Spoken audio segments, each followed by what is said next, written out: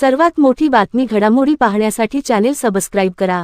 राष्ट्रवादी काँग्रेसचे नेते जयंत पाटील म्हणाले, राज्यात महायुती सत्तेत आल्यापासून भ्रष्टाचार, गुन्हेगारी वाढली असून महिलांची सुरक्षितता धोक्यात आली आहे। सत्ताधाऱ्यांच्या कारभाराला शहरातील नागरिक कंटाळले आहेत। त्यामुळे सत्तेला सक्षम पर्याय देण्याची जनतेची मागणी आहे। या पार्श्वभूमीवर महाविकास आघाडी सर्व प्रभागात ताकदीने लढणार असून कुठेही मैत्रीपूर्ण लढती होणार नाहीत। वंचित बहुजन आघाडीसह अन्य पक्ष व संघटनांशी चर्चा सुरू असल्याचे त्यांनी सांगितले।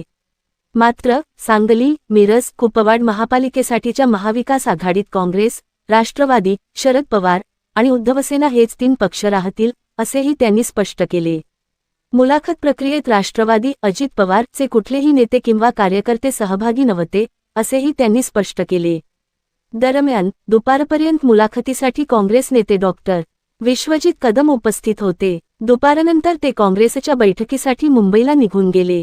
गद्दारी करणाऱ्यांना त्यांच्या प्रभागातच जागा दाखवू, त्यांच्या विरोधात तोडीसतोड उमेदवार देऊन आक्रमक प्रचार यंत्रणा उभी केली जाईल, असा इशारा जयंत पाटील यांनी पक्ष सोडून गेलेल्यांना दिला।